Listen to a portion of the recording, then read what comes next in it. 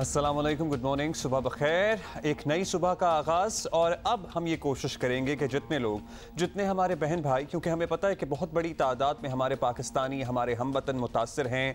अभी भी लोग इंतज़ार में हैं कि उनको रेस्क्यू किया जाए, अब भी लोग इंतज़ार में हैं कि उनकी मदद की जाए। इमदाद बहुत से इलाकों तक ताहाल नहीं पहुंची है, लेकिन अगर आप तक हमारा ये पैगाम पहुंच रहा है यूट्यूब के ज़रिए या टेलीविज़न की फैसिलिटी कहीं सहूलत मौजूद है, तो हम यही कहना चाहेंगे कि पूरा पाकिस्तान, तमाम पाकिस्तानी अक्रॉस द ग्लोब कोशिश कर रहे हैं कि हम सब मिलकर आपकी ज़िंदगियां बेहतर बना सकें। चाहे हम इंडिविजुअल अपने तहीं यहाँ बैठकर लोगों को मोटिवेट कर रहे हों या अपना हिस्सा डाल रहे हों। कल लिटरली वैसे तो बतानी नहीं चाहिए बातें, लेकिन फिर भी इस दफ़ा हम कोशिश ये कर रहे हैं कि छोटी छोटी बातें, छोटे छोटे टिप्स, इमदाद जिस तरह इकट्ठी की जा रही है वो लोगों के साथ, एक दूसरे के साथ शेयर की जाएं ताकि लोग इनकरेज हों। कल मैं सारे घर के अपने कपड़े सॉर्ट आउट करता रहा, पैकेट बनाए, एजेस लिखी और उसके बाद जो है वो एक डीपू जो हमारे घर के करीब पाक आर्मी का बना हुआ है उसमें जमा कराए गए हैं। साथ ही आपको दोबारा से याद दिला दें कि इस वक्त पाकिस्तान में 3 करोड़ से ज़ायद लोग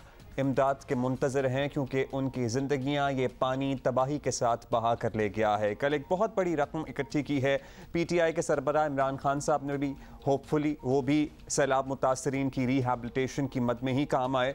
साथ ही साथ और भी बहुत सी खबरें हैं जिस पे हमने तबसरा करना है, तज्जिया लेना है। और कल एक अच्छी खबर जो रात को पूरे पाकिस्तान को सुनने को मिली, क्योंकि इससे पहले भी पाकिस्तान मुताद्दिद मरतबा IMF के प्रोग्राम्स में गया है, इमदाद की मंजूरी हुई है, लेकिन ये जो ड्रामाई मंजूरी थी, क्योंकि बहुत से लोग थे जो ये नहीं चाहते थे और हमें पता ही है हम किसकी बात कर रहे हैं। एक ही सियासी जमात है, ना जाने क्यों उन्होंने एक शख्सियत को पाकिस्तान से बड़ा बनाकर अपने जहन में बिठा लिया है। और यही कहा जा रहा था शौकत तरीन की तरफ से, वो जो ऑडियो टेप्स लीक हुई हैं, टेलीफोन कॉल्स टेप हुई हैं कि भाई ये चेयरमैन के साथ जो सलूक कर रहे हैं तो इससे भी पाकिस्तान नहीं। सर, शख्सियत आती रहती हैं, जाती रहती हैं। माजी में 70 साल आप उठा के देख लें, इससे बहुत बड़े बड़े लीडर आए और चले गए और आइंदा भी आएंगे, लेकिन पाकिस्तान सलामत रहा है और पाकिस्तान इसी तरह ताक़यामत सलामत रहेगा। तो कोई भी शख्स, कोई भी फ़र्द पाकिस्तान से बड़ा नहीं हो सकता। ये बात हमें अपने जहनों में बिठा लेनी चाहिए, जहन नशीन कर लेनी चाहिए। और आवाम को ये कहेंगे कि ज़रा होशियार रहें, ख़बरदार रहें उन लोगों से जो अपने सियासी मफादात और अपने सियासी NRO हासिल करने की खातिर पाकिस्तान को तबाही के तहाने पर पहुंचाने की साजिश कर चुके थे, जिसके अब खुले आम सबूत हम सबके सामने मौजूद हैं। सो आप बेहतर जज हैं, आप थोड़ी सी अक्ल इस्तेमाल करके ये फैसला कर सकते हैं कि कौन पाकिस्तान का खैर खा है और कौन पाकिस्तान के खिलाफ साजिशें कर रहा था। सो फाइनली IMF के प्रोग्राम की मंजूरी भी दे दी गई है। अब होपफुली कुछ अगले महीने बेहतर हो जाएंगे। इससे जुड़ी बहुत सारी रकूम हैं जो आती हैं उसके बाद। So we are looking forward to that. आज मार्केट में किस तरह का सेंटिमेंट रहता है उस पर भी नज़र रखेंगे। फिर साथ में डॉलर की कदर में कमी आती है, नहीं आती है, उस पर भी हम जैसे ही कोई अपडेट होगी आपको ज़रूर बताएंगे। लेकिन उससे पहले फर्स्ट थिंग्स फर्स्ट, क्योंकि हमने यहाँ जियो न्यूज़ पर इस प्लेटफॉर्म पे तहैया किया हुआ है कि सियासत में चाहे वो उछाल आ जाएँ, लेकिन इस वक्त हमारे मुल्क में हमारे हमवतनों को ज़रूरत है कि हम उनकी आवाज़ बने, हम उनके मसाइल आवाम तक पहुँचाएँ, हुक्काम तक पहुँचाएँ और लोगों को इम्प्लोर करें, इनकरेज करें कि भाई अभी भी बहुत काम है करने वाला। बहुत से इलाके हैं जहां पे ताहाल राब्ता सड़कें नहीं बनाई जा सकी हैं। खैबर पख्तूनख्वा के मुताद्दिद अजला इलाके ऐसे हैं जहाँ पर पुल ताहाल नहीं पहुँचाए जा सके हैं। आरजी पुल की बात की जा रही थी जो पाक आर्मी से मदद लिए जा रहे हैं, उनसे मंगवाए जा रहे हैं। सो ये सारी सूरत हाल है हमारे सामने और एट द सेम टाइम हमारे सामने बीमारियों की तशवीशनाक सूरत हाल भी सामने आ रही है मुताद्दिद इलाकों से, जहाँ पर मच्छर की वजह से मलेरिया, डेंगू और पेट की मुताद्दिद अमराज की शिकायत पर्टिकुलरली बच्चों में सामने आ रही हैं। बारिशों में वक्फा आया है, ऑल्दो मुल्क में बदतरीन सैलाब की तबाहकारियाँ लेकिन फिर भी जारी हैं। मेहड़, बदीन और सांगड़ में नए सैलाबी रेले मजीद बस्तियां डुबोने आए हैं। बाय द वे, अगर किसी को लग रहा हो ना कि ये सैलाबी पानी बह गया, नहीं, ये सिलसिला भी जारी है। सैलाब से उजड़े इलाकों में मजीद तबाही के खदशात हैं। जिला दादू में सैलाब की सूरत हाल तशवीशनाक हद तक खराब है। सैलाबी रेला मेहड़ शहर की तरफ पड़ रहा है। सिंध में मजीद कई देहात ज़ेर आब आ गए हैं। बलोचिस्तान में जा बजा सैलाब से होने वाली तबाही के आसार नुमायां हैं। कैंपों में मुंतकिल होने वाले मुतासरीन के पास भी पानी पहुँच गया है। अब मतलब पानी इतना फैल गया गया है कि वहां तक भी आ गया है। डेरा गाजी खान और राजनपुर के मुतासरा इलाकों में सैलाबी पानी की सतह बरकरार है। हज़ारों की तादाद में सैलाब मुतासरीन इंडस हाईवे पर मौजूद हैं और इस वक्त मुल्क का एक तिहाई लिटरली हिस्सा पानी में मुकम्मल तौर पर डूबा हुआ है। एक मैप नज़र आ रहा था, हमें भी रिसीव हुआ। मुख्तलिफ आपको पता है तंजीमें हैं जो डिजिटल डेटा एनालिसिस कर रही हैं, कलेक्ट कर रही हैं, तो आधे से ज़्यादा पाकिस्तान पूरा रेड हुआ हुआ है क्योंकि हर जगह पानी है। मुतासरीन सैलाब के कैंपों में वबाई अमराज फूट पड़े हैं जिसमें डेंगू है, पेट के अमराज हैं। वज़ीर आज़म, आर्मी चीफ और दीगर सियासी कायदीन ने सैलाब ज़दा इलाकों का दौरा भी किया है। वज़ीर आज़म शहबाज शरीफ तो literally he goes somewhere every day and he is meeting people, he is taking briefings from the administration. इसमें ज़िलाई इंतज़ामिया का किरदार बहुत अहम है। सो अगर आप भी कोई कोऑर्डिनेटेड एफर्ट करना चाहते हैं इमदाद पहुँचाने की तो इलाके के AC, DC, कमिश्नर को ज़रूर रब्ता करें। वहाँ से उनसे मदद लेकर आपको एग्जैक्ट सूरत हाल का पता लगेगा कि कहाँ पर ज़रूरत है, कहाँ पर ज़रूरत नहीं है, कहाँ पर किस चीज़ की ज़रूरत है। खैबर पख्तूनख्वा के सैलाब ज़दा इलाकों का शहबाज शरीफ साहब ने दौरा किया। नौशेरा, चारसद्दा में भी सैलाब मुतासरीन से मुलाकात की और उनकी मुश्किलात जानने की कोशिश की, मसाइल सुने। लोगों को महफूज मकामात पर पहुँचाने और रेस्क्यू के लिए तमाम तर वसाइल को बरूए कार लाने की हिदायत भी दी उन्होंने।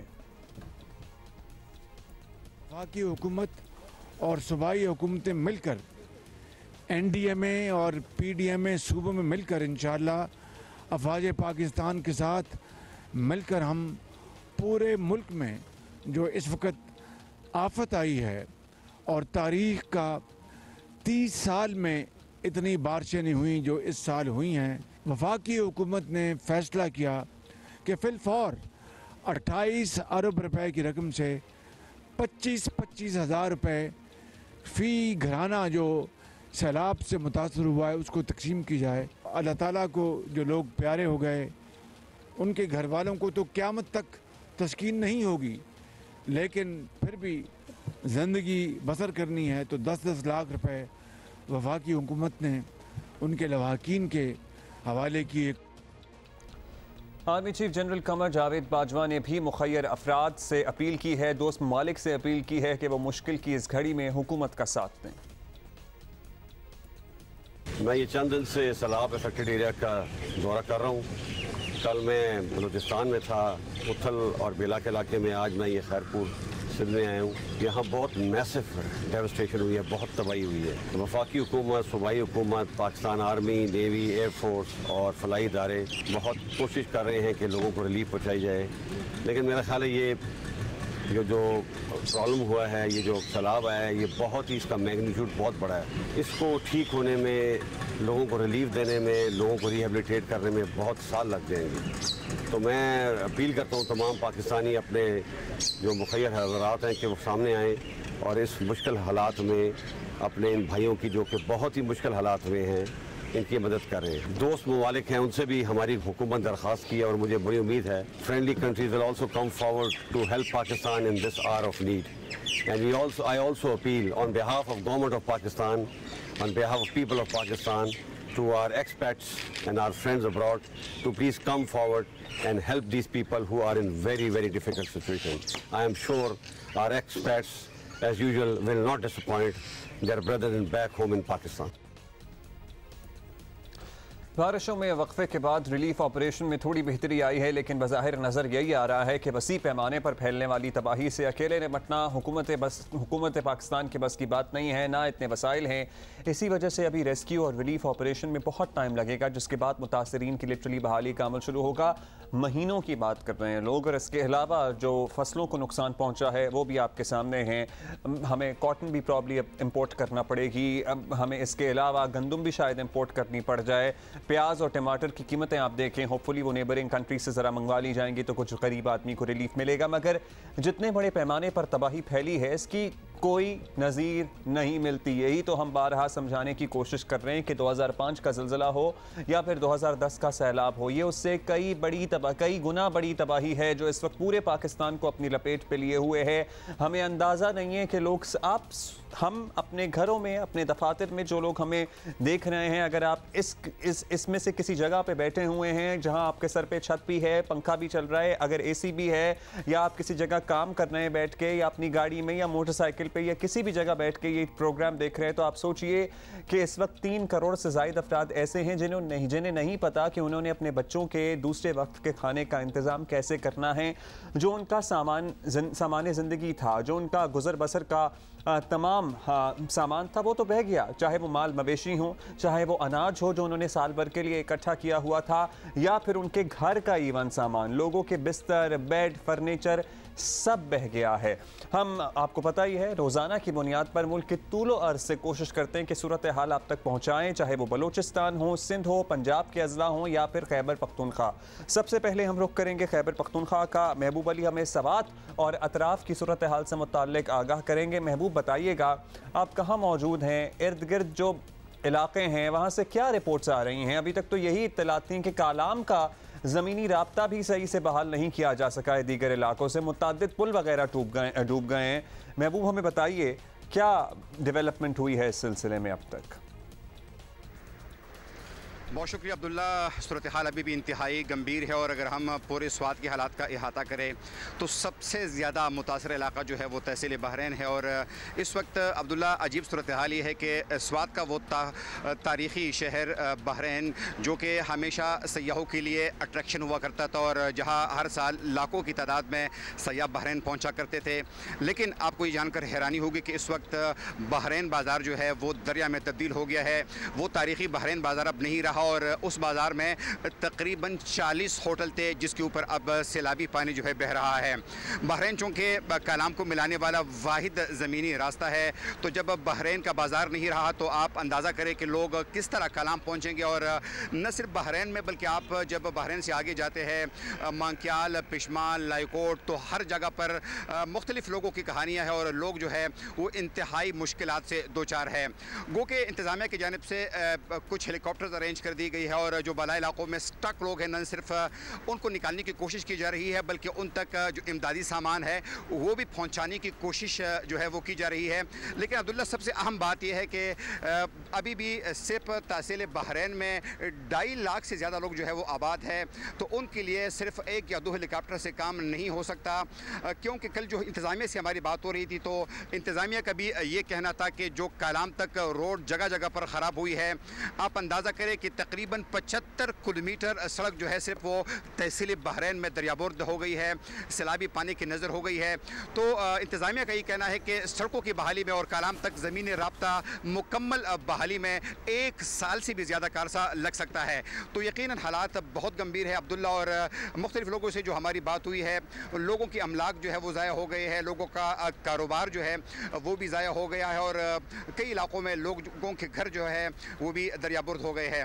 अच्छा, अब ये बताइए कि ये सारी तबाही तो हुई है महबूब, लोगों के साथ ढारस उनकी बांधने के लिए, उनके साथ खड़े होने के लिए अपने अपने इलाकों में MNAs, MPAs नज़र आ रहे हैं। जो इमदादी काम हैं वो सिलसिला कहाँ तक पहुँचा है? लोगों को कहाँ शिफ्ट किया जा रहा है? जिनके घर पानी में बह गए हैं या डूबे हुए हैं इस वक्त, वो अपने घरों में नहीं रह सकते, उनके लिए जो बस्तियाँ हैं, खैमा बस्तियाँ हैं, कहाँ आबाद की गई हैं? अब्दुल्ला, जो मुतासिरा लोग हैं तो यहाँ पर मकामी लोगों ने अपने घरों के दरवाजे उनके लिए खोल दिए हैं और ज़्यादातर लोग जो कि सैलाब से मुतासिर हो गए हैं तो वो अपने रिश्तेदारों के घरों में मुंतकिल हो गए हैं। गो कि यहाँ पर उनके लिए कोई टेंट विलेज या कोई इस किस्म के खेमा बस्ती तो नहीं है, लेकिन लोग फ़िलहाल अपने अपने रिश्तेदारों के घरों में मुंतकिल हो गए हैं। ताहम उन लोगों के जहनों में एक सवाल ज़रूर है कि हम कब तक अपने रिश्तेदारों के घरों में क़याम करेंगे और कब तक ये जो सूरत हाल है इसका उनको सामना करना पड़ेगा। तो यकीनन अब्दुल्ला, हाल इंतहाई गंभीर है और ख़ासतौर पर जो हमारे बाला इलाकों के लोग हैं, महोडन झील, साथ में गबराल, उतरोड़, कालाम, ये वो तमाम लोग हैं जो कि सैलाब से सबसे ज़्यादा मुतासिरा लोग हैं। इमलाक की बात करें तो सबसे ज़्यादा मुतासिर इलाका जो है वो तहसील बहरैन है और ख़ासतौर पर बहरैन का बाज़ार जो है वो अब एक दरिया का मंजर जो है वो पेश कर रहा है। और बहरैन का बाज़ार ऐसा नहीं है कि किसी फाफलंग एरिया का बाज़ार हो। बहरैन के बाज़ार में अभी 2 महीने पहले की बात है, आपको पता है महबूब, वहाँ बड़े बड़े ब्रांड्स की शॉप्स हैं, बड़े बड़े लिटरली प्लाजाज हैं, मॉल्स टाइप सूरत हाल है। सो अगर किसी को ये गलत फहमी है कि बहरीन का बाजार कोई कच्ची दुकानों पर मुश्तमिल होगा या छोटी छोटी दुकानें होंगी, तो ऐसा नहीं है। It is a proper full fledge established city बाजार। अब ये बताइए कि टूरिस्ट्स के हवाले से बड़ी ही तशवीशनाक खबरें आ रही थी। चलें मकामी लोग तो रह लेंगे अपने रिश्तेदारों के घर, लेकिन अगर टूरिस्ट स्ट्रैंडेड है या टूरिस्ट फंस गया है तो वो तो नहीं कहीं जा सकता। कुमराट से भी इत्तलात थी, क्या कुमराट वैली से निकाल लिया गया लोगों को? जो दीगर टूरिस्ट फंसे हुए थे, कालाम में बहुत सारे टूरिस्ट थे, सो उनके हवाले से क्या अपडेट्स हैं? अब्दुल्ला, सूरत हाल ये है कि अगर हम कालाम और कुमराट की बात करें तो पाक फ़ौज ने अपने 2 हेलीकॉप्टर जो है वो स्पेयर कर दी है और फ़ौज के हेलीकॉप्टर्स में कालाम से और कुमराट से लोगों को निकाला जा रहा है। इस तरीके से सूबाई हुकूमत का एक हेलीकॉप्टर जो है वो भी कालाम और साथ में उतरोड़ के इलाकों तक न सिर्फ राशन पहुँचा रहा है बल्कि वहाँ से भी लोगों को निकाला जा रहा है। तो किसी हद तक तो रिलीफ की एक्टिविटीज़ जारी है, लेकिन जिस तरह मैंने पहले जिक्र किया कि जिस बड़ी तादाद में वहाँ पर लोग मौजूद हैं, सयाह मौजूद है, और सयाहों के अलावा जो मकामी लोग हैं, जो मरीज़ है, जो कि जिनको ज़रूरत है मिंगौरा शहर और दीगर इलाकों में मुंतकिल होने का, उनको अब भी शदीद मुश्किलात का सामना है। बहुत शुक्रिया आपका महबूब अली, हमें अपडेट कर रहे थे। सवात और अतराफ़ के इलाकों से लिटरली कालाम का ज़मीनी राब्ता मुनक़ता है, क्योंकि बहरीन बाज़ार जो बहुत मशहूर और बड़ा बाज़ार है वो इस वक्त दरिया का मंजर पेश कर रहा है, और दरिया ऑल्दो उसके करीब ही बहता है लेकिन पानी हर जगह फैल चुका है। डॉक्टर फैसल हमारे साथ मौजूद हैं, और डॉक्टर फैसल किसी तारुफ के मोहताज नहीं हैं। कोरोना के सिलसिले में भी इनकी बड़ी खिदमत है, हमारा मुतअद्दिद दफ़ा रब्ता हो चुका है। अब एक और कुदरती आफत है और हमने पूछना है कि लोग किस तरह से मौजूदा हालात जो सर्कमस्टांसेस हैं वो तो हैं ही, अब इनमें किस तरह से अपने आप को बचाया जाए या महफूज रखा जाए, अगर तबीयत ख़राब हो रही है तो क्या किया जाए। डॉक्टर फैसल, सबसे पहले तो ये बताइए ताकि जो हुक्काम हैं, जो एडमिनिस्ट्रेशन हैं, जो इंतज़ामिया हैं, उनको हम बता सकें कि इस किस्म के माहौल में जहाँ सैलाब का और ये गंदा ही पानी होता है, सर्टनली उसमें फुजला भी शामिल हो जाते हैं, गटर का पानी भी मिक्स हो जाता है, सब कुछ एक ही जगह फैला हुआ है, क्या ख़तरात हैं आवाम के लिए इस पानी की वजह से? अस्सलामुअलैकुम, बताने का शुक्रिया। तो बिल्कुल आप सही कह रहे हैं कि सिचुएशन काफ़ी मुश्किल है इस पॉइंट ऑफ व्यू से, और ख़तरात के अंदर पानी की अगर बात करें तो 3 या 4 इकसाम की चीज़ें हैं। एक तो ये कि जैसा आपने फरमाया कि पानी आलूदा है, तो उससे जो गंदे पानी से फैलने वाली बीमारियां हैं जैसे कि डायरिया हो गया, टाइफाइड हो गया, इसका फैलने का अंदेशा ज़्यादा होता है। उसके साथ क्योंकि पानी खड़ा हुआ है तो मच्छरों की के साथ जो बीमारियां हैं जिसमें डेंगू आजकल काफ़ी एकदम से फैल गया है और मलेरिया फैलने के चांसेस बढ़ जाते हैं। और उसके साथ साथ चूँकि ये लोग बेघर में हैं, लोगों को चोट लगती है, गंदे पानी में उनका हाथ पैर वगैरह जाता है तो उसके इन्फेक्शन होने के चांसेस होते हैं। और आखिर में कुछ बीमारियां ऐसी हैं जो कि लोगों से लोगों में बहुत तेज़ी से फैलती हैं, जैसे कि कुछ जिल्द की बीमारियां जैसे स्केबीज हो गया, तो वो तो बीमारियां बहुत सारी हैं इस तरह से जो कि एक से दूसरे को लगती हैं। अच्छा, अब क्या किया जा सकता है? बाज टोटका ही समझ लें, सुना था हमने कि अगर मिट्टी का तेल डाल लें, खड़ा पानी है आपके मोहल्ले में, इलाके में, तो मच्छर ज़रा नहीं पैदा होगा, बचा जा सकता है। ये बात दुरुस्त है क्या? क्या इस तरह से हम मच्छरों से एटलीस्ट अपने आप को महफूज रख सकते हैं? मच्छरदानियाँ वगैरह तो सर्टनली हम लोगों को भी इम्प्लोर कर रहे हैं कि डोनेट करें, क्योंकि अदरवाइज़ मस्कीटो रिपेलेंट वगैरह का तो कॉन्सेप्ट शायद नहीं, वो पॉसिबल नहीं होगा इतनी बड़ी पैमाने पर। बिल्कुल। सो देखिए, मिट्टी का तेल जो डालते हैं उससे होता है कि जो बच्चे होते हैं इसके मच्छर के, वो सांस नहीं ले पाते, मगर ये सिर्फ उस केस में होता है जब पानी की मिकदार बहुत ज़्यादा ना हो एंड पानी का बिल्कुल खड़ा हुआ हो। अगर पानी मूव कर रहा है तो वो काम नहीं करेगा। तो बहुत बड़े जो अगर पानी खड़ा हुआ तो उसमें आप कितना तेल डालेंगे कि वो पूरा कवर हो, और फिर याद है कि तेल डालने के बाद वहाँ पे आप ना जा सकते हो, उसके थ्रू तेल है वहाँ पे। तो बिल्कुल आई थिंक जो 3 चीज़ें हैं वो मस्कीटो रिपेलेंट जो आपने बोला जो हम जिल्द पे लगाते हैं, वो अगर लोग डोनेट करें तो उससे काफ़ी फ़ायदा होगा। दूसरा, मच्छर के जो नेट होते हैं, अगर वो कहीं सो रहे हैं तो वो उसके ऊपर आप लगा सकते ताकि सोते हुए मच्छर ना काटें। एंड देन मच्छरदानी या जो मच्छर के जो कॉल वगैरह होते हैं वो इस्तेमाल तो कर सकते हैं, मगर ऑब्वियसली डिपेंड करता है कि सिचुएशन क्या है, कितना जला रहे हैं। खुले फिजा में वो इतना ऑब्वियसली काम नहीं करती बिकॉज वो बिल्कुल गायब हो जाती है। और हम सर्टनली यही लोगों को बार बार कह रहे हैं कि मच्छरदानी बहुत ज़्यादा ज़रूरत है इन इलाकों में। डॉक्टर साहब, ये हमें ज़रा मिसकंसेप्शन है या क्लियर करते हैं। मलेरिया तो चलें, फिर भी अगर आप घर पे रह के भी या जिस भी जगह आप मकीम हैं वहाँ रह के भी, डेंगू में अक्सर औकात मतलब मुतअद्दिद दफ़ा ऐसा होता है कि आपको अस्पताल जाना पड़ जाता है या डॉक्टर के पास जाना पड़ जाता है, प्लेटलेट्स इतने गिर जाते हैं कि आपकी जान को ख़तरा हो जाता है। फिर सो डेंगू के बारे में तासुर दुरुस्त है कि ये मगरिब के टाइम या फजर के टाइम ही मच्छर काटता है और इसके अलावा आप सारा दिन क्या महफूज रहते हैं, ये ज़रा गाइड कर दें, क्योंकि हम लोगों को ये भी कहते हैं कि अपने आप को ढक के रखें, पूरी आस्तीन वाले कपड़े पहने। तो देखिए मच्छर का ये है कि ये वाला मच्छर ज़्यादातर काटता है इन टाइमों के ऊपर, मगर ऐसा नहीं है कि अगर उसको भूख लगी और वो लोग वहाँ पे तो उसको नहीं काटेगा। तो ये पूरे दिन ही काट सकता है, मगर जो पीक टाइम होता है वो ये 2 औकात होते हैं। एंड डेंगू के अंदर ये है कि ज़्यादातर लोगों के अंदर यूजली एक्चुअली अस्पताल जाने की ज़रूरत नहीं होती। इंपॉर्टेंट बात ये है कि अगर आपको तेज़ बुखार है तो अपना पानी का इस्तेमाल अच्छा रखें, ORS का इस्तेमाल अच्छा रखें। एंड अगेन वही बात है कि जब आप डोनेट कर रहे हैं इन इलाकों में, तो एंड मैं यही देख रहा हूँ कि लोग पानी बहुत डोनेट कर रहे हैं, जो बहुत ज़रूरी है कि और ORS भी फिर इसके मतलब है साथ में कर सकते हैं हम डोनेट, और साथ में ORS शायद पानी से भी बेहतर है, क्योंकि वहाँ गर्मी बहुत हो रही है तो जो नमकियात ज़ाया होते हैं वो फिर ORS से बहाल होते हैं। अच्छा, अब पेट की बीमारियां भी सर्टनली साथ साथ ही फैलती हैं, तो उसका वाहिद हल यही है कि पीने का पानी जो है वो साफ़ मिले। उसके लिए लोग कोशिश तो कर रहे हैं, डोनेट तो कर रहे हैं, इसके अलावा तो शायद कोई काबिल इस्तेमाल तो नहीं है वहाँ जो नलकों और कुएँ में पानी है। अब जी, तो 2-3 और तरीके होते हैं। पानी उबालना अगर मुमकिन हो तो वो कर सकते हैं, मगर ऑब्वियसली वहाँ पे अगर आग नहीं जल सकती तो पानी नहीं उबल सकता। जो क्लोरीन के टैबलेट होते हैं उससे एटलीस्ट जो जरासीम होते हैं वो ख़त्म हो जाते हैं। और एक तीसरा तरीका है जो जिस पे तहकीक हुई है, जो वो ये कि अगर पानी को आप थोड़ा सा फिल्टर कर लें, जैसे छान लें दुपट्टे या किसी चीज़ के ऊपर से, और प्लास्टिक की बोतल में डाल के उसको कम से कम 24 घंटे के लिए धूप में छोड़ दें, तो उसमें जरासीम साफ हो जाते हैं। तो ये भी एक तरीका है साफ करने का। तो ये कुछ तरीके हैं जो कि हम कर सकते हैं बगैर पानी उबाले, मगर पानी ये बहुत अच्छी टिप्स हैं। और अगर आप उसी पानी को जो आपके पास मैसर है छान कर उबाल लें तो भी वो पीने के काबिल हो सकता है डॉक्टर साहब? बिल्कुल जी, बिल्कुल, एब्सोल्युटली। तो यानी कि जो बॉटल जो लोग देते हैं, आप एक दफ़ा पानी पी लिया तो उसको बचा लें, क्योंकि उसी के अंदर फिर आप नया ताज़ा पानी भी डाल सकते हैं। बहुत शुक्रिया आपका डॉक्टर फैसल महमूद हमारे साथ मौजूद थे, और माहिर मुताद्दी अमराज, शुक्रिया आपने वक्त दिया और आपने कुछ यूज़फुल टिप्स दिए हैं हमें। सो वो तमाम लोग, वैसे तो लोगों को ज़रूरत है कि आज़न भेज ही रहे हैं लोग पानी की सैकड़ों बोतलें, लिटरली हमने कैंप्स में ख़ुद रखी हुई देखी हैं, जहाँ होपफुली मुतासरा इलाकों और मुतासरा लोगों तक पहुँच रही हैं। लेकिन डॉक्टर फैसल ने हमें कुछ मुफीद टिप्स दी हैं कि अगर आप एक पानी जो भी आपके पास मौजूद है उसको छान लें, और छान कर प्लास्टिक की बोतल में 24 घंटे के लिए धूप में रख दें। ज़ाहिर है धूप 24 घंटे तो नहीं रहेगी, सो आप 2 दिन रख सकते हैं, जितनी भी देर आप रख सकते हैं। तो पानी में बड़ी हद तक जरासीम मर जाते हैं। क्लोरीन टैबलेट्स का इस्तेमाल कर सकते हैं। सो जो डोनेट करने वाले हैं, but I wonder chlorine tablets वाला पानी शायद काबिल इस्तेमाल पीने के लिए तो नहीं होता, वैसे आप इस्तेमाल कर सकते हैं। और दूसरा ये है कि आप पानी छान के उबाल लें, उससे बेहतर कोई चीज़ नहीं है। सो आप पानी उबाल कर इस्तेमाल करें तो आप बड़ी हद तक बीमारियों से महफूज रह सकते हैं। हमारे पास और भी इलाकों से सूरत हाल है जो हम आप तक पहुँचाएँगे।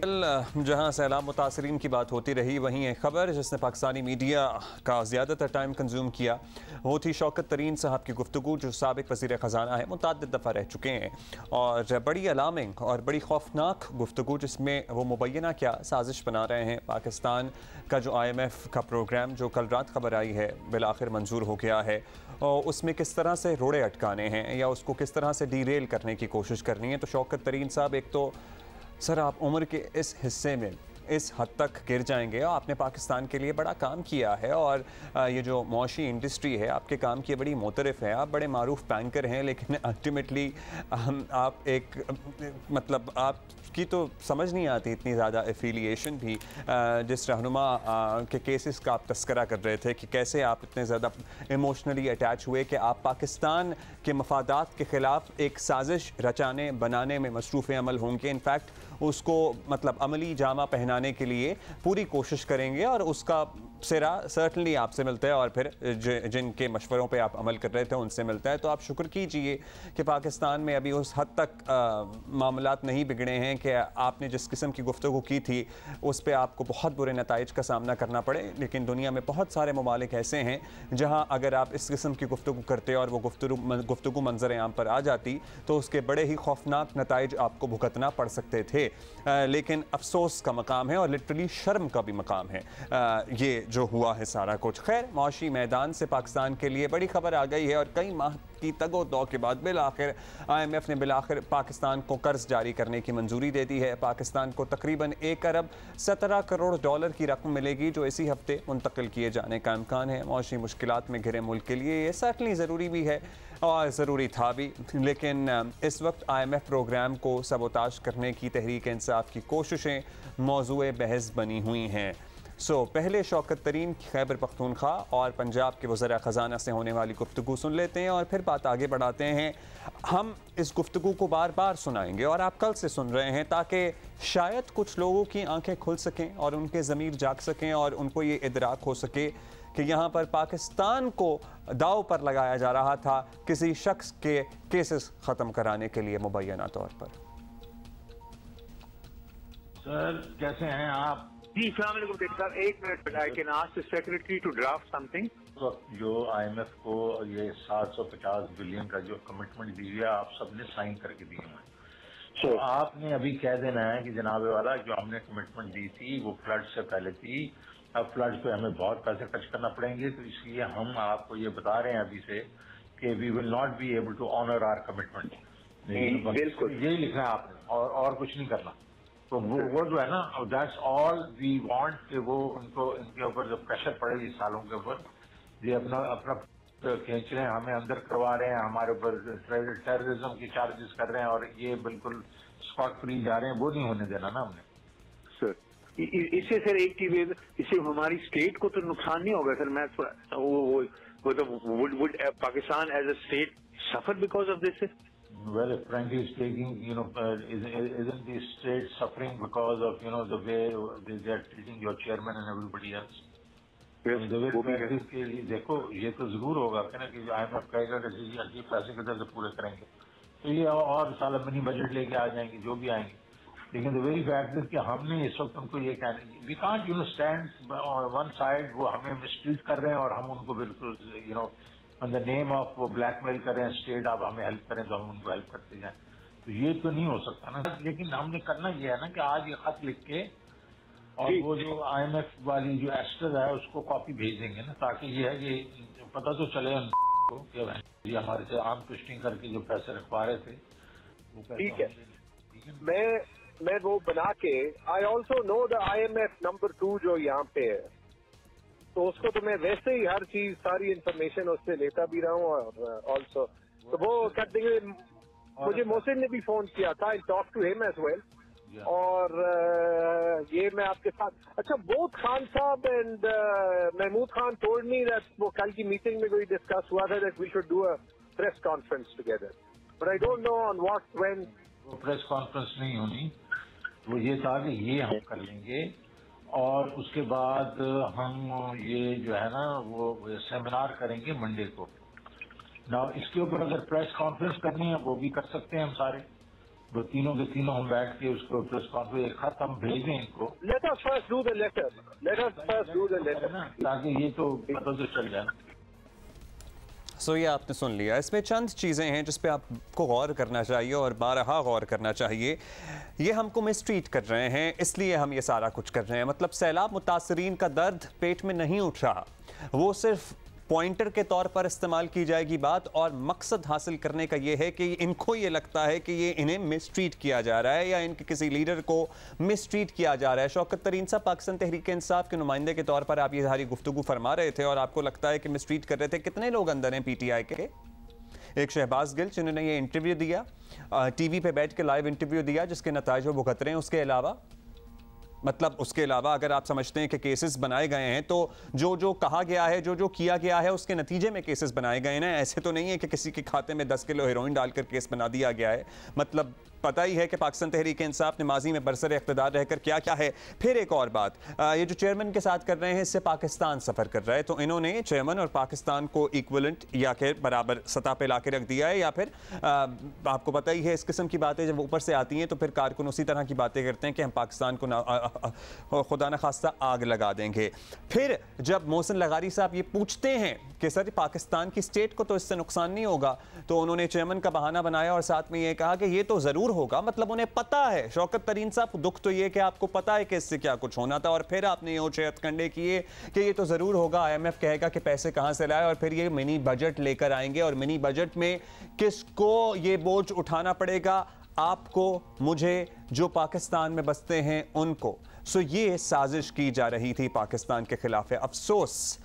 खैर, आप सुना आपने कि किस तरह PTI रहनुमा जो हैं वो सियासत को तरजीह देते हैं, अपने लिए NRO ना देने की मामले से अब NRO किस तरह लेने की कोशिश की जा रही है वो भी आपके सामने है। तो कभी बड़े बोल नहीं बोलने चाहिए कि फ़लाँ किसी को NRO नहीं देगा। अब NRO लेने के लिए क्या क्या पापड़ बेलने पड़ रहे हैं, बल्कि पापड़ क्या बेलने पड़ रहे हैं, पाकिस्तान की मईशत को, पाकिस्तान को डिफ़ॉल्ट के दहाने पर पहुँचाने की कोशिश की जा रही थी, क्योंकि ज़ाती NRO चाहिए। खैर, ये ऑडियो क्लिप्स तो आपके सामने ही हैं। वज़ीर ख़जाना मिफ्ता इस्माइल ने भी बड़ा टिका के इसका जवाब दिया। उन्होंने क्या कहा, सुनिए। एक शर्म से आरी बात है ये, मतलब बहुत ही ऊंचे हथकंडे इन्होंने इस्तेमाल किए। ये रिकॉर्डिंग आ चुकी है। शौकत तरीन साहब ने कहा, मोहसिन लगारी ने पूछा क्या ये स्टेट के हक में है या स्टेट के खिलाफ है, तो उन्होंने कहा कि स्टेट के खिलाफ है, लेकिन वो इमरान खान का वो है पॉलिटिकल बयानिया और केस है और जो भी है। जब तैमूर झगड़ा से उन्होंने बात करी तो उसने कहा हम ब्लैकमेल कर रहे हैं वफाकी हुकूमत को, लेकिन हम पैसे थोड़ी छोड़ेंगे। शाहजेब खानजादा साहब, आज पाकिस्तान का जब ये प्रोग्राम मंजूर हुआ है ना, तो पूरी दुनिया के हर मुल्क ने वोट दिया। हर मुल्क ने दुनिया के वोट दिया, सिर्फ एक मुल्क ने वोट नहीं दिया, हिंदुस्तान ने हमको वोट नहीं दिया। और पाकिस्तान का हर शख्स ये चाहता था कि ये प्रोग्राम हो जाए, और सिर्फ शौकत तरीन और इमरान खान और तैमूर झगड़ा जो थे वो दूसरी तरफ खड़े थे। तो आज ये किसके साथ खड़े ये खुद मालूम कर लें। और जब सामने टेप आ गई उसके बाद चुप रहना चाहिए, इनको शर्म आनी चाहिए। मैं तो कहता हूं कि अगर इमरान खान को भी, इनको सबको, ये क्या किस किस्म की सियासत कर रहे हैं ये लोग, मतलब किस निचले दर्जे की सियासत कर रहे हैं, इनको शर्म आनी चाहिए। इसमें मैं क्या बोलूं, ये रिकॉर्डिंग सामने नहीं आ गई है। ये रिकॉर्ड, उसमें क्या ब्लैकमेल, खुद नहीं कहा कि हम ब्लैकमेल कर रहे हैं? क्या शौकत तरीन ने ये नहीं कहा कि उनको पता चले रहा है IMF से इनका प्रोग्राम क्या हो?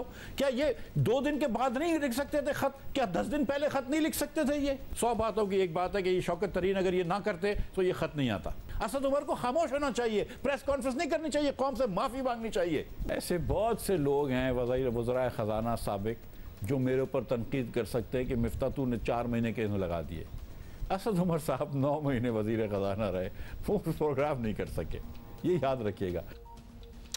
खैर, ये तो मौक़िफ़ आपने सुन लिया। रात शाहजेब खानज़ादा साहब के प्रोग्राम में मिफ्ता इस्माइल साहब आए, और इससे पहले दिन भर किस तरह से इस ऑडियो की तावीलें पेश की जाती रहीं वो भी सुनिए। फ़ोन टैप करना एक पाकिस्तान में रवाज ही बन गया है, और यूँ लगता है कि अदालतें हों और हमारे कानून नाफिज करने वाले अदारे हों, वो बेबस हैं एजेंसीज़ की इस ट्रांसग्रेशन के आगे। ये जो गुफ्तगू लीक हुई है, अगरचे इसमें कुछ टूटे जोड़े गए हैं, 100% गुफ्तगू इस तरह से नहीं हुई, इसके बावजूद इसका जो बुनियादी नुक्ता है उससे हम बिल्कुल पीछे नहीं हट रहे। मुझे ये बताएं उसमें शौकत तरीन क्या क्या है?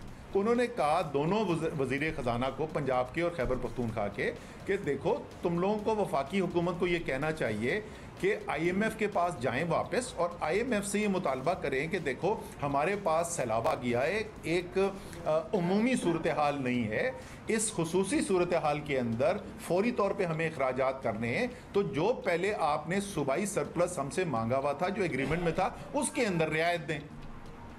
कोई जी शऊर इंसान बोल सकता है कि ये अच्छी एडवाइस नहीं है? नहीं सर, ये नहीं कह रहे थे। मतलब असद उमर साहब, आप माहिर होंगे बातें ट्विस्ट करने में, लेकिन ये नहीं कह रहे थे शौकत तरीन साहब।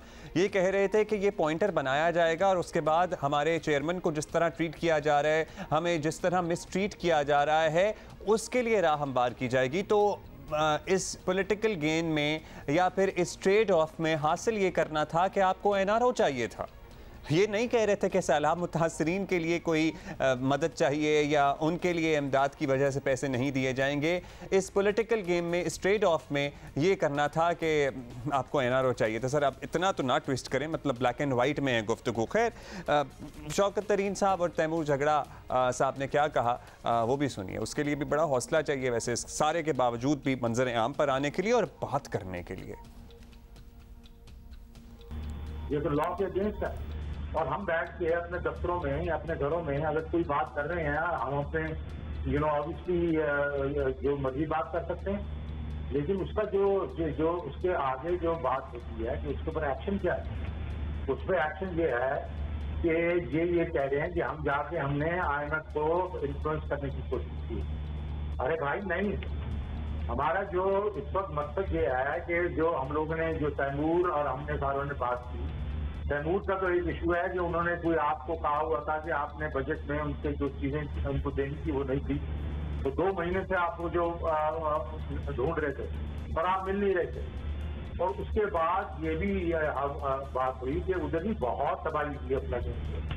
तो ये कहना कि हम फेडरल गवर्नमेंट को कहें कि आप जरा देख लें। मिफ्ता इस्माइल साहब, आपको पता है कि मैंने खत नहीं भेजा, आपको पता है कि IMF से आपको मेरा खत जो उनको भेजा गया फॉर्मली या इनफॉर्मली नहीं आया।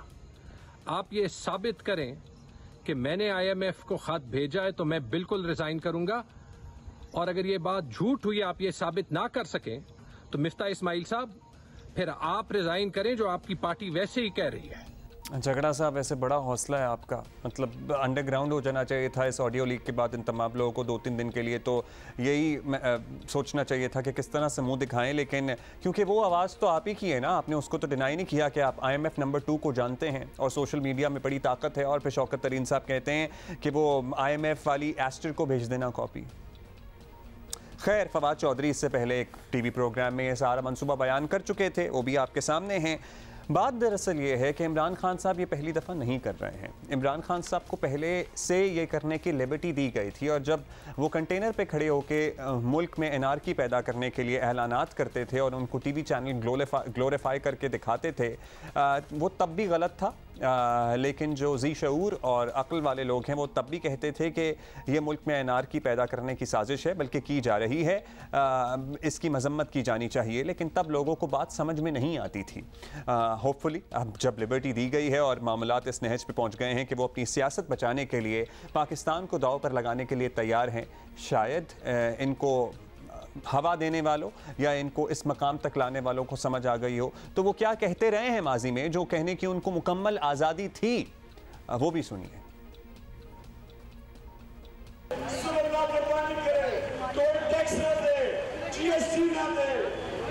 बिजली के बिल ना दे, गैस के बिल ना दे, इस हुकूमत को चलने ना दे, ना छोड़ जाइए।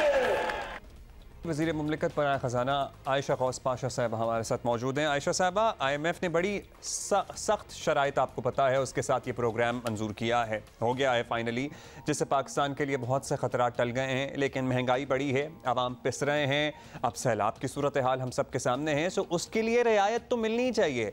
तो लोग ये भी कह रहे हैं कि स्पेशल ग्रांट होती है, उसके लिए भी रिक्वेस्ट की जा सकती है। कोरोना के दिनों में भी रियायत दी गई थी बहुत से मुल्कों को, तो क्या अब इसके लिए परसू किया जाएगा, जो कि बहुत ज़रूरी है?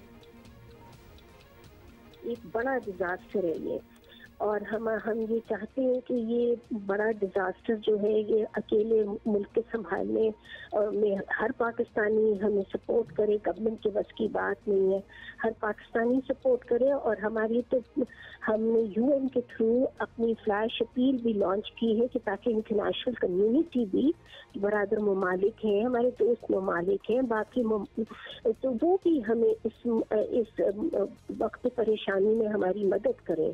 और देखिए अब कुछ ममालिक में अल्हम्दुलिल्लाह हमारे भाई ममालिक जो हैं, फ्रेंडली ममालिक जो, उन्होंने कमिटमेंट्स शुरू करना शुरू कर दी है। तो हम ये बात लेके आगे बढ़ेंगे, और एक दफ़ा ज़रा ये कितना बड़ा डिजास्टर है उस पर ज़रा नंबर्स भी फर्म अप हो जाएंगे, इसकी कॉस्ट टू द इकॉनमी कितनी है और इसके असरात हमारे सिर्फ शॉर्ट रन के तो कुछ असरात है ही हैं कि हमें फॉरेन रिलीफ और रेस्क्यू करना है, लेकिन लॉन्ग टर्म में, मीडियम टर्म में भी इसकी बड़ी हमें ज़रूरत पड़ेगी। हमें रिहेबिलिटेशन के लिए जो सड़कें टूटी हैं, जो बंद टूट गए हैं, जो स्कूल गिर गए हैं, उनके की हेल्प के लिए जो फसलें खड़ी हैं उनको उन किसानों को हेल्प करना है, तो वो लेटर ऑन के लिए भी एक ज़रूरत पड़ेगी। तो हम वो एनालिसिस कर रहे हैं और बाकी ममालिक से भी रुजू करेंगे और फिर IMF से भी इस पर बात करेंगे। अच्छा आयशा साहब, ये भी फरमाइएगा कि अगर ये समझा जा रहा है कि तहरीक इंसाफ, जैसा कि आपको पता ही है, कल का सारा दिन ये ऑडियो और उसके बाद होने वाले असरात, वो तो अल्लाह का शुक्र है कि प्रोग्राम अप्रूव हो गया। तहरीक इंसाफ के IMF प्रोग्राम से मुताल्लिक जो इक़दामात, जो पूरी प्लानिंग थी, उसका मुल्क पर असर पड़ सकता था या पड़ सकता है, तो कानूनी कार्रवाई की जा सकती है, नहीं की जा सकती? मतलब सियासी पॉइंट स्कोरिंग ही होगी, प्रेस कॉन्फ्रेंसें होंगी, बयानात ही होंगे, कोई कार्रवाई का इरादा है किसी का इस सिलसिले में? देखिए, सियासी पॉइंट स्कोरिंग अगर हमें करनी होती तो हम इतने टफ एक्शंस ना लेते। जैसे IMF को प्रोग्राम लेने के लिए, जैसे इस मुल्क को हर किस्म के इकोनॉमिक खतरात से बचाने के लिए इस हुकूमत ने जो इकदाम उठाए हैं, यानी जो पिछली हुकूमत ने जो हमारे ऊपर बोझ डाला, इस इकॉनमी पे बोझ डाला और अपने गलत और फैसलों की वजह से वो बोझ हमने आके इस हुकूमत ने उठाया है, अपने कंधों पे उठाया और उससे हमें बाद उसका नुकसान भी कहीं कहीं उठाना पड़ा है। वो आप सबके सामने, मुझे बताने की जरूरत नहीं है। लेकिन जब हमने उस वक्त फिक्र नहीं करी तो अब हमें फिक्र करने की कौन सी जरूरत पड़ गई है? लोग जो है वो खुद जानते हैं, पाकिस्तानी समझदार हैं, पाकिस्तान की जो यूथ है खासतौर पे यंगस्टर्स, उनको समझ में आना चाहिए, वो खुद समझदार हैं, उनको समझ आ रही है कि मुल्क के मफाद में कौन काम कर रहा है, मुल्क के मफाद में कौन काम नहीं कर रहा। इस वक्त इक़दाम बिल्कुल क्लियर है। मैं पॉलिटिक्स की बात नहीं करती हूँ, मैं सिर्फ इकोनॉमी पे बात करके ही आपको ये बात दिखाना चाहती हूँ कि जो हुआ पिछली गवर्नमेंट के तहत वो मुल्क के इंटरेस्ट में किसी तौर पे नहीं था। जो अब हमने किया है मुश्किल फैसले, बट वो सिर्फ और सिर्फ मुल्क के मफाद में है, चाहे वो हमारी पॉलिटिक्स के मफाद में ना भी हो। अब यही अखज़ किया जा रहा है। आपकी गुफ्तगू से बहुत शुक्रिया आयशा साहिबा के, मतलब आप इसी पे कोई कार्रवाई पे का नहीं सोच रहे हैं, इसी पे इक्तफा करेंगे कि यूथ खुद समझदार है। खैर, डॉलर का बता दें आपको कि 1 रुपया 92 पैसे कम हुआ है रुपए के मुकाबले में। डॉलर की कदर, डॉलर की कीमत, स्टॉक मार्केट से जो खबरें आएंगी वो भी हम आप तक पहुंचाएंगे। एक ब्रेक लेंगे, ब्रेक के बाद हम इनफैक्ट 2 तज्जिए लेंगे। फॉर्मर फाइनेंस मिनिस्टर हैं डॉक्टर सलमान शाह, वो हमें ज्वाइन करेंगे और अतर काज़मी साहब से भी गुफ्तगू करेंगे। आपको पता ही है, बदकिस्मती से रिवायत बन चुकी है कि सैलाब ज़दा या दीगर इलाकों में कुदरती आफात आती हैं, वार्निंग दी जाती हैं, लेकिन अवाम इसे संजीदा नहीं लेते, या फिर इसको उस तरह से भी लिया जा सकता है। कल परसों से आप एक विजुअल देख रहे होंगे, एक गाड़ी जो छोटी सी एक सड़क है जहाँ से गुजरने की कोशिश कर रही है, करोला गाड़ी है, वो उस पानी में लग रहा था कि बह जाएगी और वो बह गई। सो आवाम को जितना भी समझा लिया जाए, एट टाइम्स लोग नहीं समझते हैं, जो बड़ी ताज्जुब की सूरत हाल है। सैलाबी रेला नौशेरा की तरफ पड़ रहा था तो वहाँ की एडिशनल डिप्टी कमिश्नर कुरतुलैन वज़ीर साहिबा, उन्होंने खुद जिम्मेदारी निभाई और मसाजिद में जा जाकर ऐलानात किए, डंडा पकड़कर लोगों को घरों से निकाला कि आप यहाँ रहें तो आप डूब जाएंगे। उनकी ये वीडियो, उनकी ये तस्वीरें सोशल मीडिया पर बहुत वायरल हुई। कुरतुलैन वज़ीर साहिबा हमारे साथ मौजूद हैं, उनसे ज़रा हम बात करते हैं। एडिशनल DC हैं नौशेरा की। कुरतुलैन साहिबा, शुक्रिया आपने वक्त दिया। आई नो आप बहुत मसरूफ़ हैं आजकल, सर्टनली काम भी बहुत ज़्यादा है। सबसे पहले तो हम आपसे आपके इलाके की सूरत हाल मालूम कर लें कि अभी सैलाबी रेला गुजरने के बाद क्या पानी उतरना शुरू हुआ है, लोग अपने घरों में वापस आए हैं, ओवरऑल माहौल क्या है, क्या अपडेट्स हैं आपके पास इमदादी सरगर्मियों से मुतालिक, रिहैबिलिटेशन से मुतालिक? अच्छा जी, आपको पता है मवासिलाती निज़ाम भी बहुत ज़्यादा मुतासर है इन इलाकों में जहाँ सैलाब आए हुए हैं, क्योंकि जहाँ सैलाब का पानी खड़ा होता है, हमारा राब्ता मुनक़ता हुआ है, सैलाब का पानी जहाँ खड़ा होता है वहाँ बिजली बंद कर दी जाती है और मोबाइल टावर्स वगैरह, जनरेटर बैकअप इतना नहीं होता सर्टनली इन इलाकों में जब कई कई दिन चलाया जा सके। सो ये सूरत हाल है मवासिलाती निज़ाम की भी। बहुत सी मोबाइल टेलीकॉम कंपनी ऑल्दो अपने नेटवर्क को बहाल करने की कोशिश कर रही हैं, लेकिन बिजली अगर कई कई दिन बंद रहेगी किसी भी इलाके में तो वहाँ नेटवर्क अल्टीमेटली चला ही जाएगा, वहाँ नहीं इसे मेंटेन किया जा सकता। सो यही सूरत हाल है मुतअद्दिद इलाकों की पाकिस्तान के, नौशेरा समेत, जहाँ पर मुतअद्दिद इलाकों से यही खबरें मौसूल हो रही हैं कि मोबाइल फ़ोन नेटवर्क या तो ठीक तरीके से काम नहीं कर रहे हैं, एज इन 3G और LTE वगैरह नहीं चल रहा, या फिर है ही नहीं सिरे से कि रब्ता भी नहीं हो सकता एक दूसरे के साथ। सो हम मोबाइल कंपनियों से भी ये दरख्वास्त करेंगे, ये गुजारिश करेंगे कि आप इस सिलसिले में भी ज़रा तेज़ी से काम को आगे बढ़ाएँ। मीनवाइल हमारा राब्ता हुआ इनसे, हम कुरतुलैन वज़ीर साहिबा से भी बात करेंगे, एडिशनल DC हैं नौशेरा की, और उनसे भी मालूम करेंगे। जी कुरतुलैन साहब बताइएगा, हम आपसे यही सबसे पहले तो जानना चाह रहे हैं कि आपकी वीडियोस हमने देखी, आपकी हमने तस्वीरें देखी जहां आप बहुत ही मुतहर्रिक नज़र आ रही हैं। आप मसाजिद में जाके खुद ऐलान भी कर रही हैं, लोगों को घरों से निकलने की तलकीन भी कर रही हैं। अभी क्या सूरत हाल है? सैलाबी रेला आया, गुजर गया, लेकिन क्या पानी उतरना शुरू हुआ है? क्या लोग अपने घरों में वापस आ सकते हैं, नहीं आ सकते हैं? What's the latest in your area? बिस्मिल्लाहिर्रहमानिर्रहीम। सबसे पहले तो भाई आपका बहुत शुक्रिया। आई एम रियली सॉरी कि बार बार हमारा जो है राब्ता डिस्कनेक्ट हो रहा है, तो आप प्लीज़ उसको माइंड ना करें, क्योंकि यहाँ पे और भी बहुत सारी कॉल्स आ रही हैं हमारे एडमिनिस्ट्रेशन के हवाले से। तो हमारी ये सिचुएशन है कि अभी पानी की जो रिवर काबुल का जो है जितना भी उसका वाटर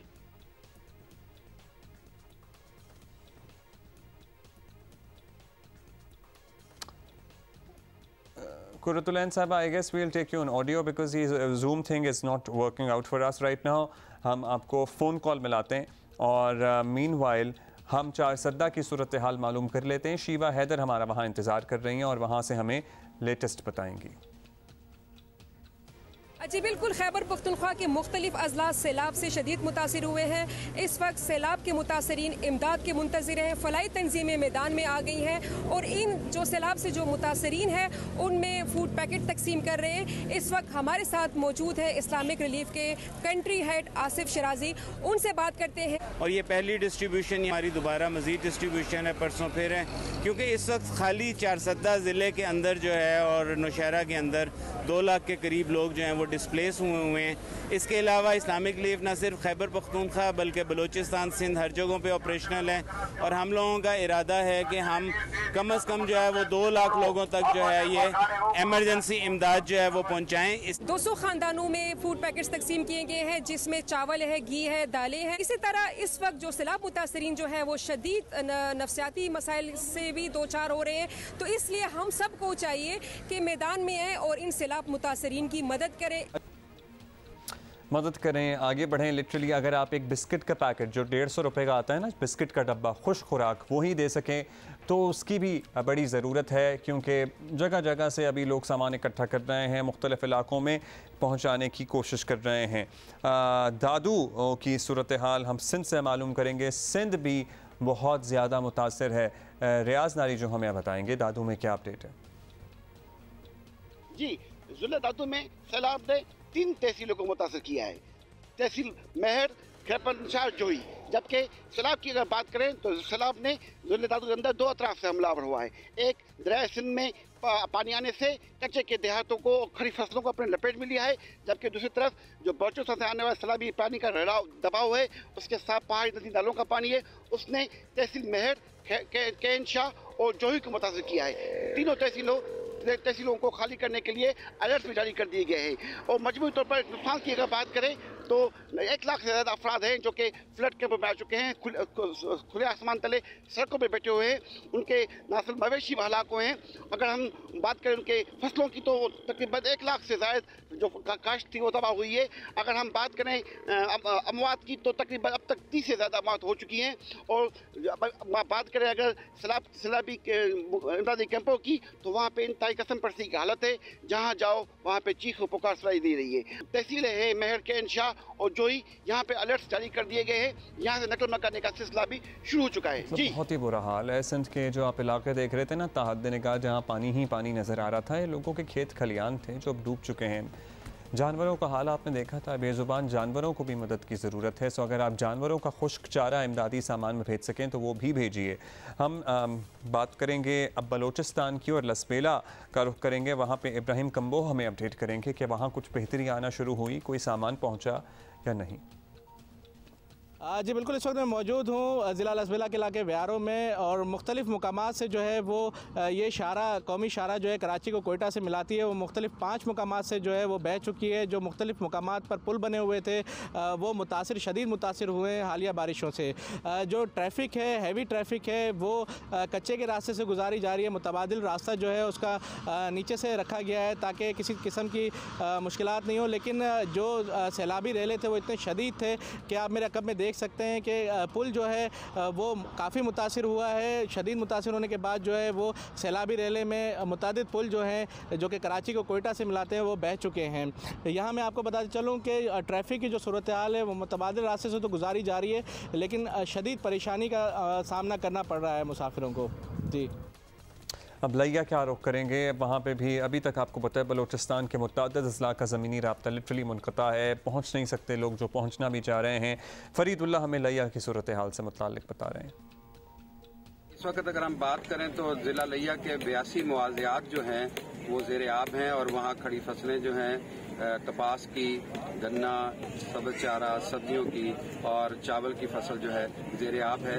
सैकड़ों बस्तियां भी ताराज कर दी हैं इसने। आप मेरे पीछे देख सकते हैं कि ये जो मेन हमारे कच्चे को लिया शहर से मिलाने वाली सड़क है सुमरा निशेब की, ये मरकजी सड़क है, वो उसका पुल जो है इस वक्त डूब चुका है और उसको बंद कर दिया गया है आम ट्रैफिक के लिए और यहाँ किश्तियाँ चलाई जा रही हैं।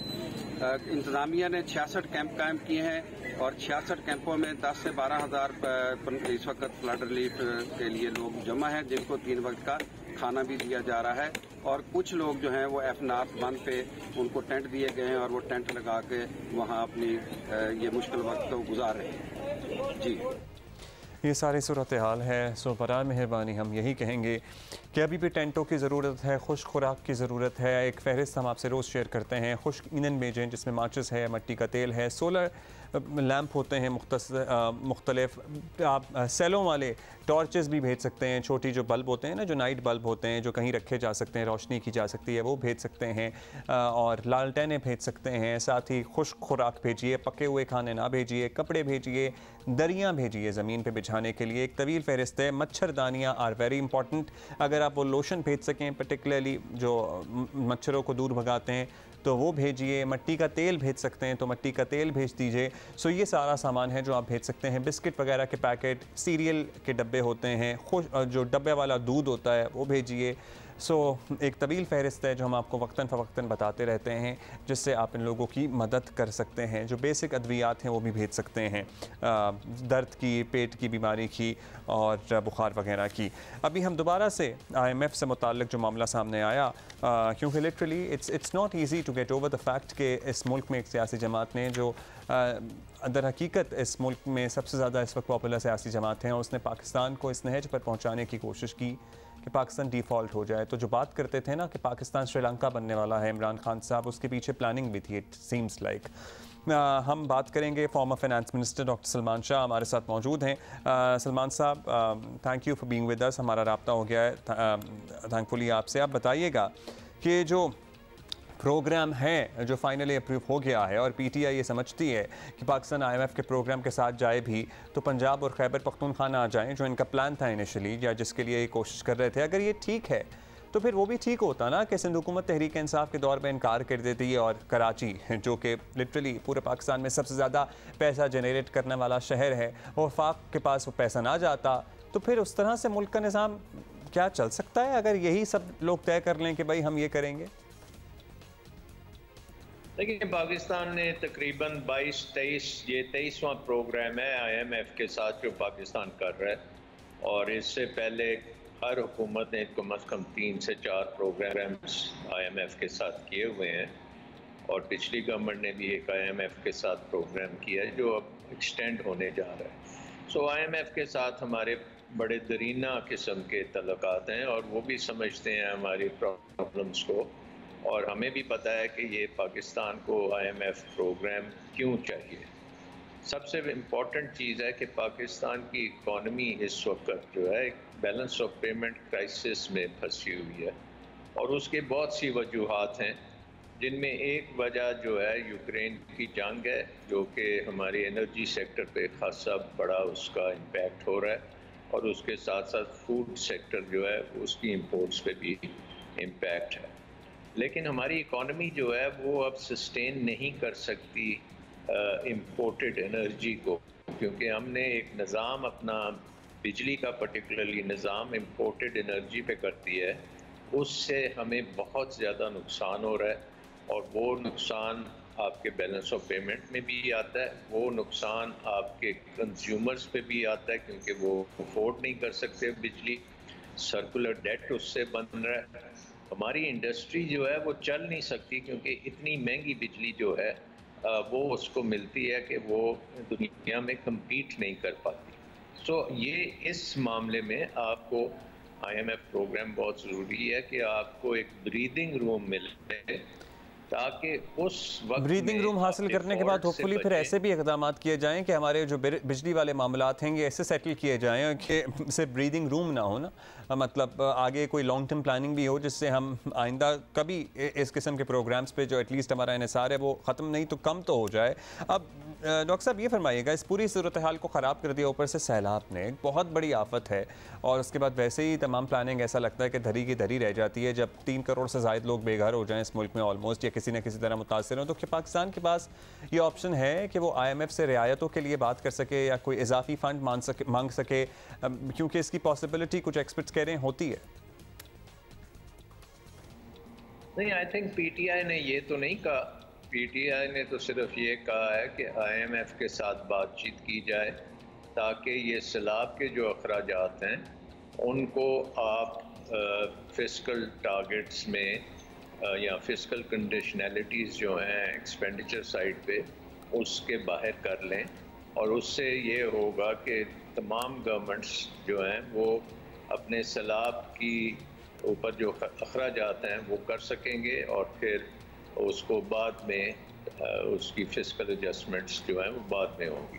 तो ये ऐसी ये बाइनरी नहीं है कि यहाँ आप कर लें एग्रीमेंट या ना करें या एक प्रोविंस करे और दूसरा ना करे, ऐसी बात नहीं है।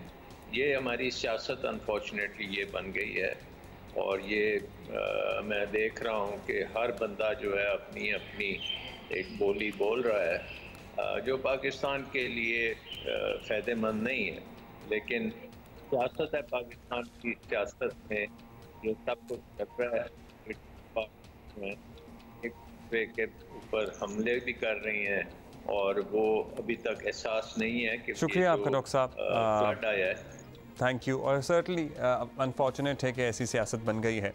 तज्ज़ियाकार अतर काज़मी साहब हमारे साथ मौजूद हैं, उनसे भी बात करते हैं। अतर साहब शुक्रिया, आपने वक्त दिया। अतर साहब, ज़ाहिर वाक़यात कुछ ऐसे चल रहे हैं कि तहरीक इंसाफ की एक मीटिंग में फ़ैसला होता है कि शौकत तरीन साहब वज़ीर ख़जाना को कहेंगे कि IMF से मुताल्लिक़ ख़त लिखें, क्योंकि ब्लैकमेलिंग टैक्टिक इसे झगड़ा साहब ने कहा और बाजू मरोड़ रहे हैं तो उसका जवाब दिया जाए, जो सर्टनली रियासत के लिए नुकसानदेह हो सकता है। और तैमूर झगड़ा साहब लिख भी देते हैं, लेकिन मोहसिन लगारी साहब ने अब लास्ट तो हम तक यही था, सवाल भी उठाया और ख़त नहीं लिखा। तो क्या तहरीक इंसाफ को मोहसिन लगारी के खिलाफ कार्रवाई नहीं करनी चाहिए सर?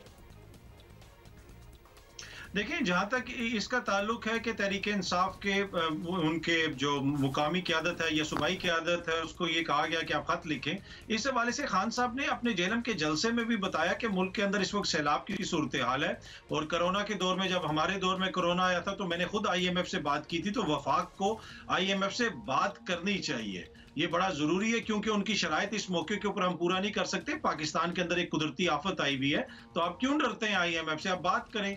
तो मेरे ख्याल में उसी तनाजुर में फिर इनको कहा गया कि आप खत वगैरह लिखिए, और ये पहले भी इस हवाले से बातचीत चल रही थी। तैमूर झगड़ा साहब तो ऑन रिकॉर्ड हैं कि वो पहले भी मिफ्ता इस्माइल साहब से रब्ता करने की कोशिश करते रहे। जहां तक ये ताल्लुक है कि मोहसिन लगारी साहब के खिलाफ कोई कार्रवाई करनी चाहिए, मेरे ख्याल में जो भी वो ऑडियो है, मुबैना ऑडियो है, जिसने बनाई है, जिसने जोड़ी है, जो भी है, मुझे उसकी हकीकत का तो नहीं पता, लेकिन वो जो मोहसिन लगारी साहब ने इंतहाई मासूमाना सवाल उसमें किया है ना कि क्या इससे रियासत को कोई नुकसान तो नहीं होगा, उस मौके के ऊपर वो जो इतना मासूम सवाल जो उन्होंने किया, मेरे ख्याल में उसके ऊपर तो उनकी तारीफ करनी चाहिए हर उस दोस्त को जिन्होंने वो सवाल उठाया और फिर मीडिया के ऊपर बहस हमने शुरू कर दी। और वही हमारे दोस्त जो कहते थे कि सैलाब के अलावा आजकल कोई बहस नहीं होनी चाहिए, ये जो सवाल था मोहसिन लगारी साहब का, उस सवाल की वजह से ऐसा मौका मिला कि अब बहस ही सिर्फ मीडिया के ऊपर सैलाब के अलावा टेप की हो रही है। तो मेरे ख्याल में मोहसिन लगारी साहब के खिलाफ कार्रवाई नहीं करनी चाहिए, बल्कि उन सब की हमें तारीफ करनी चाहिए कि इतना मासूमाना सवाल उन्होंने टेलीफोन के ऊपर पूछा। जी, उनकी तारीफ़ कर रहे हैं और फिर शौकत तरीन साहब की तारीफ़ नहीं कर रहे हैं, क्योंकि वो उस सवाल के जवाब में कहते हैं अतर साहब के IMF ये तो पूछेगा कि पैसे कहाँ से पूरे होंगे और फिर मिनी बजट आएगा, लेकिन चेयरमैन के खिलाफ चूँकि हो रहा है इसलिए हम ये करेंगे। अच्छा अतर साहब, तहरीक इंसाफ ने बज़ाहिर अब ये फ़ैसला कर लिया है कि वो IMF वाला काम तो सर्टनली मतलब उन्होंने अपनी सी कोशिश तो की, लेकिन वफाकी हुकूमत के कुछ लोग समझते हैं कि इस बात पे केस हो सकता है शौकत तरीन साहब या दीगर लोगों के खिलाफ। आपको लगता है कि ये अगर केस हुआ तो कोई चैलेंज, एक और चैलेंज बन सकता है PTI के लिए? देखिए, मेरे ख्याल में इस वक्त अगर हुकूमत ये कह रही है कि तहरीक इंसाफ ने ये जो भी हरकत की है, जो मुबैना ऑडियो सामने आई है, ये रियासत से गद्दारी है, रियासत के खिलाफ है, रियासत को डिफॉल्ट करने की कोशिश है, तो अगर इस वक्त हुकूमत ये टेप लेके नहीं जाती अदालत के अंदर, तो मेरे ख्याल में फिर हुकूमत भी इसमें बराबर की शरीक है। अब हुकूमत का ये फर्ज है कि अगर ये टेप असली है तो हुकूमत लेके जाए, इसलिए कि अगर हुकूमत नहीं लेके जाती तो फिर तो लोग इनकी तरफ भी उंगलियां उठाएंगे कि भाई तुम लोग क्यों नहीं लेके गए। दूसरी बात यह है कि अब टेप की कानूनी हैसियत क्या है, या ये टेप असली है या नकली है, ये फैसला होना भी अभी बाकी है। तो मेरे ख्याल में कानूनी कार्रवाई होगी तो बहुत सारी चीजें सामने आ जाएंगी। बाकी मैं कौम को सिर्फ इतना शेयर करना चाहूंगा, जो लोग देख रहे हैं इधर, कि जनाब ये IMF वही IMF है जिसके खिलाफ बिलावल साहब, एहसन इकबाल साहब, जिसके खिलाफ मौलाना साहब, जिसके खिलाफ PDM की दीगर क़यादत, यहाँ तक कि मिफ्ता इस्माइल साहब चंद माह पहले तक खुद ही फरमाते थे कि इनसे डील करना कितना पाकिस्तान के नुकसान में है, डील को रीनेगोशिएट करें, ये डील पाकिस्तान के हक में नहीं है। जो मौजूदा डील है, क्या आपको पता है कि जो पेट्रोल की कीमत में इजाफा हुआ, जो आज बिजली के बिलों के ऊपर हम एहतजाज कर रहे हैं, किसी से बिजली का बिल नहीं दिया जा रहा, वो इसी डील का नतीजा है, वो इसी डील का तोहफा है कौम के लिए। तो मेरे ख्याल में इस डील का तहफ़्फ़ुज़ करना तो बड़ा ज़रूरी है आपके लिए। जी सर, बिल्कुल, ये सब लोग यही कहते थे और इमरान खान साहब भी यही कहते थे कि मैं खुदकुशी कर लूँगा लेकिन IMF के पास नहीं जाऊँगा। आपने बिल्कुल ठीक याद कराया। अब ये बताइएगा अतर साहब कि इस एक मामले की वजाहत कुछ यूँ भी है कि ऐसा नहीं है कि ये पहली बार हुआ है। इमरान खान साहब को ये लिवरेज थी, लिबर्टी थी, वो सिविल नाफरमानी के ऐलानात करते रहे, बिजली के बिल जला दो, फाड़ दो, हुंडी से पैसा भेजो, बैंकों से पैसे निकलवा लो, टूल टैक्स ना दो। अब ये तरवीज आपको पता ही है बरमला करते रहे हैं, तो आपको लगता है मुनासिब बातें थीं या ये बातें मुनासिब हैं, उन्हें कुछ मोहतात होना चाहिए अब जिस स्टैचर के वो लीडर हैं? देखिए, हमारी सियासत का ये अनफॉर्चुनेट साइड है। हमारी सियासत में एक्सट्रीम पोजीशंस ले ली जाती हैं। कुछ माह पीछे चले जाएं, कुछ बरस आप पीछे चले जाएं, पिछले दौरे हुकूमत में आप चले जाएं। FATF की जब कानून साजी हो रही थी, कानून साजी वो इतनी इंपॉर्टेंट थी कि अगर पाकिस्तान ग्रे लिस्ट से निकल के ब्लैक लिस्ट में चला जाता तो पाकिस्तान की मईशत का दवालिया निकल जाता, पाकिस्तान की मईशत तबाह हो जाती। उस मौके के ऊपर पाकिस्तान की पार्लियामेंट के अंदर जितनी भी PDM की जमातें, उन्होंने FATF के जो कानून थे उस हवाले से उनकी खिलाफ वर्जी की। खिलाफ वर्जी इस तरह की कि जनाब उन्होंने कहा कि हम इन कानून को कबूल नहीं करेंगे, इन कानून के खिलाफ उन्होंने वोट दिया, सेनेट में भी उसको रोका, कौमी असेंबली के अंदर भी उसके खिलाफ वोट दिया। तो इससे आपको जाहिर होता है कि हमारी सियासत के अंदर वो जलसे के अंदर बयान देना तो एक दूर की बात है कि आप ये कर दें, आप बिल ना दें। यहाँ तो पार्लियामेंट के अंदर FATF के हवाले से जो कानून साजी हो रही थी उसको रोकने की कोशिश की गई, उसके खिलाफ वोट दिया। तो यही हमारी सियासत की शक्ल है पाकिस्तान के अंदर। ये स्कैंडिनेविया की सियासत तो है नहीं है, पर एनीवे मेरे ख्याल में कोई भी जो एक्सट्रीम पोजीशन लेता है उसको नहीं लेनी चाहिए और सबको ख्याल करना चाहिए कि जो पाकिस्तान का मफाद है वो सबसे ज्यादा मुकद्दस होना चाहिए, वो सबसे ज्यादा अहम होना चाहिए, सियासी मफादात को पीछे रखना चाहिए। सैडली फिर अतर साहब कोई भी किसी से भी बेहतर नहीं हुआ ना, सब एक ही जैसे हुए। बहुत शुक्रिया आपका। अतर काज़मी साहब हमारे साथ मौजूद थे और एक वैसे सजेशन आई है, I was speaking to somebody और उन्होंने कहा कि इस साल जो लोग बहुत बड़ी बड़ी शादियाँ करने का इरादा रखते हैं वो ज़रा अपनी शादियों के फंक्शन एक आध कम कर दें या उसमें से एक आध लाखों का जोड़ा निकाल दें, तो बहुत सारे लोगों के घर बन सकते हैं और बहुत सारे लोगों की ज़िंदगियों में बेहतरी आ सकती है। और कुछ जो 5-10 डिशें हैं उसमें भी कुछ कमी ले आएँ तब भी लोगों की ज़िंदगी एक्चुअली बच सकती है। अभी हम आगे बढ़ेंगे। बहुत सारी NGOs काम कर रही हैं, जिसमें कल हमने ईदी फाउंडेशन के सरबराह से बात की थी, आज अल खिदमत की बात करेंगे। ऐसे ऐसे इलाकों पर इनके रज़ाकार पहुँचे हैं जहाँ पर लिटरली उस वक्त तक कोई नहीं पहुँचा था। सो सलाम है अल खिदमत फाउंडेशन और इनके रज़ाकारों को। मोहम्मद अब्दुल शकूर साहब हमारे साथ मौजूद हैं, हेड हैं अल खिदमत फाउंडेशन के। बहुत शुक्रिया अब्दुल शकूर साहब, आपने वक्त दिया। अब्दुल शकूर साहब, पाकिस्तान सर्टनली एक मरतबा फिर आफत की ज़द में है और एक बार फिर गैर सरकारी इदारे NGOs हम वतनों की मदद के लिए आगे हैं, आप उसमें सरे फहरिस्त हैं, नुमाया हैं। कौन कौन से इलाके हैं जहां आपकी तंजीम इस वक्त फ़ाल है, किस तरह से इमदाद कर रहे हैं लोगों की? अलखिदमत फाउंडेशन पाकिस्तान इस वक्त चारों सूबों में जहाँ जहाँ आफत आई है काम कर रही है। मेरे नज़दीक सबसे ज़्यादा आफत ज़्यादा इलाका तो बलूचिस्तान है। उसमें बेला के अंदर हम काम कर रहे हैं, विंदर में काम कर रहे हैं, किला अब्दुल्ला में काम कर रहे हैं, जो कोयटा शहर है उसके अंदर झलमक्सी में, और दर्जनों दूसरे मुकामात हैं जहाँ हम काम कर रहे हैं। अगर सिंध में हम देखें तो 6-7 अहम मुकामात हैं जिसके अंदर हमारे कैंप्स भी हैं और जहाँ लोग मदद के लिए पहुँच रहे हैं। इस वक्त बदीन बड़ी मुसीबत में है, वहाँ के लिए हम कोशिश कर रहे हैं हमें कश्तियाँ मिलें और बहुत सारे ऐसे देहातों तक पहुँचें। इसी तरह सखर है, इसी तरह सांगड़ है और बहुत सारे और मुकामात हैं। ये जो ख़ास तौर पर संगम है कश्मोर का, जहाँ से आप इजी एक्सेस भी कर सकते हैं बलूचिस्तान को, तो ये एरिया भी है जिसमें हमारी टीमें मौजूद हैं, काम कर रही हैं। पंजाब अल्हम्दुलिल्लाह अल्लाह के फ़ज़ल से निस्बतन महफूज है, सिवाय जनूबी पंजाब के जिसके अंदर तौसा है और उसके इर्द गिर्द के डेरा गाज़ी ख़ान है और बाकी जो 3 अज़ला हैं, इसके अंदर हमारी टीमें सुबह शाम लगी हुई हैं। मेडिकल कैंप भी लगे हुए हैं, कश्तियाँ भी यहाँ मौजूद हैं। और मैं आप लोगों को यानी सच्ची बात ये बताऊं कि ये कश्तियों के ज़रिए से और पैदल चल के हमारे वर्कर्स ने फैमिलीज़ को बाहर निकाला है, बच्चों को, ख़वातीन को, मर्दों को। ये बड़ा बहादुरी का काम था और मैं उन सारे लोगों को सल्यूट करता हूँ। अच्छा अब्दुल शकूर साहब, आपके पास सर्टनली एक बहुत बड़ा नेटवर्क है, आप तक इत्तलात भी पहुंच रही होंगी, आप अपने रज़ाकारों से भी राब्ते में। कौन कौन से इलाके हैं जहां हालात बहुत ख़राब हैं और अभी तक वहां मुनासिब इमदाद नहीं पहुंची है? अभी भी पाकिस्तान का एक बड़ा एरिया है जहां तक पहुंच मुमकिन नहीं है, और ये ख़ास तौर पर बलूचिस्तान में है और सिंध में है। मुझे कॉलें आई बदीन से। ये चूँकि मैदानी इलाका है, यह पानी नीचे तेज़ी से नहीं उतरता, वक्त लेता है, और देहातों के देहात हैं जो डूबे हुए हैं, जिन पर कश्तियों के ज़रिए से या हेलीकॉप्टर के ज़रिए से मदद पहुंच सकती है। तो इस एतबार से ये इलाके जो हैं यहाँ तक पहुँचना ज़रूरी है। हम कश्तियाँ हायर कर रहे हैं और उन तक पहुँचने की कोशिश कर रहे हैं।